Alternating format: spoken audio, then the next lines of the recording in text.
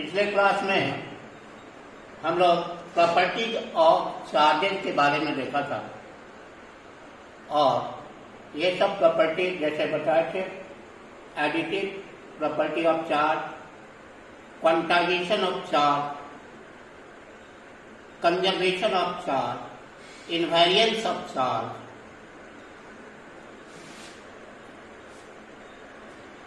Mass associated with charge. उसके बाद हम लोग देखे थे कि charge moving with uniform velocity produces electric and magnetic field both. फिर देखा था हम कि एक्सेलरेटेड चार्ज प्रोड्यूसेस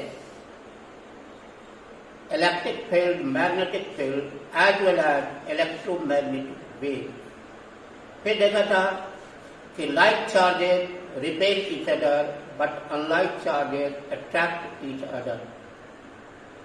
फिर हम लोग देखे थे कि चार्ज कंडक्टर के सिर्फ आउटर सरफेस पर रिसाइड करता है यानी अवस्थित होता है और नॉन कंडक्टिंग बॉडी में चार्ज उसके अंदर उसके पूरे वॉल्यूम में स्टोर्ड होता है। ये सब प्रॉपर्टीज ऑफ चार्ज के बारे में हम लोग देख चुके थे पिछले क्लास में। यह जो सब्जेक्ट है वह पूरा कॉन्सेप्ट का सब्जेक्ट है। इसको रटने से फिजिक्स नहीं आएगा।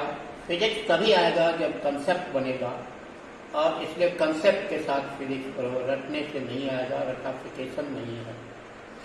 इसीलिए यह सब्जेक्ट फील करने वाली सब्जेक्ट है। फील करो, कंसेप्ट लो, फिर मजा आ जाएगा फिजिक्स पढ़ने में।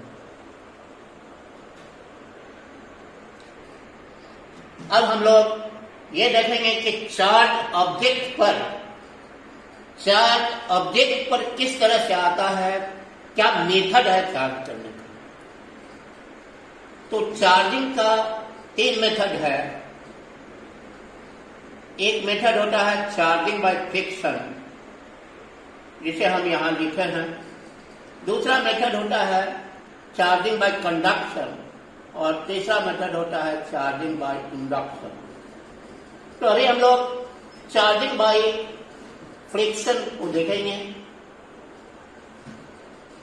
इसके बारे में modern electron theory about frictional electricity, घर्षण विद्युत के संबंध में मॉडर्न इलेक्ट्रॉन थ्योरी, आधुनिक इलेक्ट्रॉन सिद्धांत, मॉडर्न इलेक्ट्रॉन थ्योरी। ये थ्योरी क्या कहता है? When two objects are rubbed together,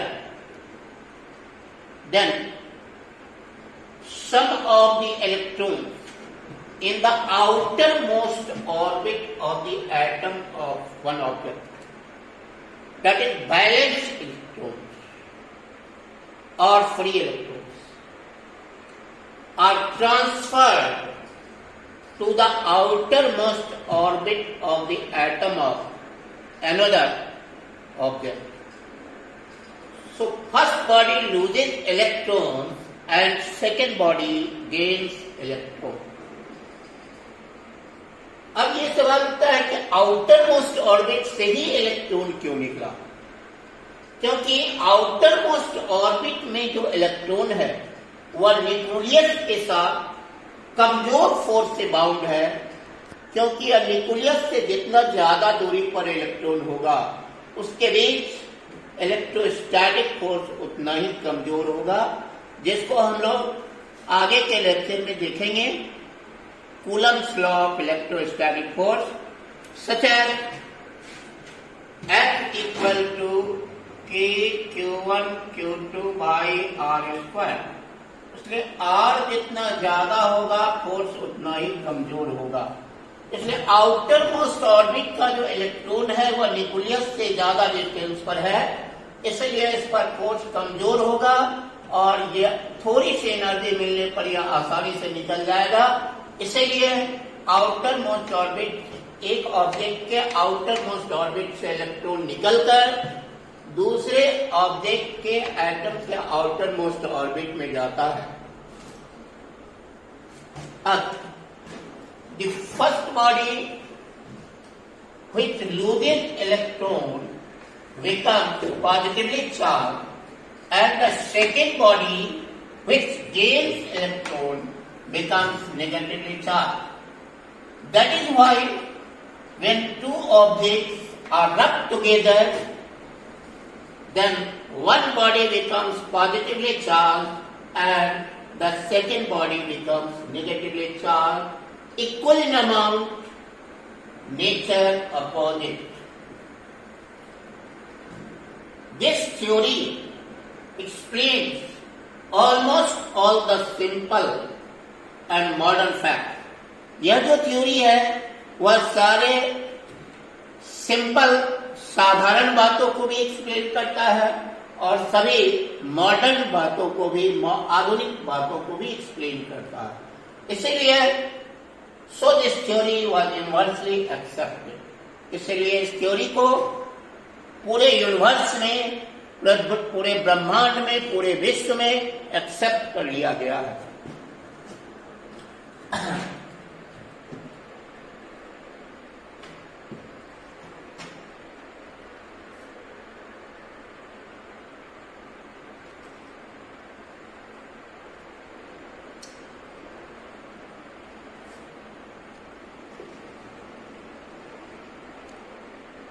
अब ये सवाल उठता है कि फर्स्ट बॉडी पॉजिटिवली चार्ज क्यों हुआ?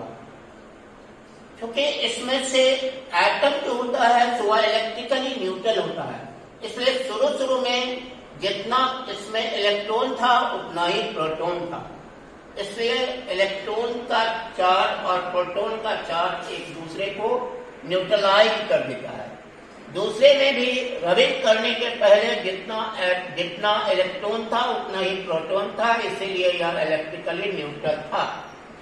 जब इसको रब किया गया तो फर्स्ट बॉडी में से इलेक्ट्रॉन निकला, इसमें इलेक्ट्रॉन की कमी हो गई और प्रोटॉन की संख्या उतना ही रहा, जिसके कारण मान लो कि इसमें 10 इलेक्ट्रॉन, 10 इसका एटॉमिक नंबर है, तो इसमें से 10 इलेक्ट्रॉन होगा, 10 प्रोटॉन होगा।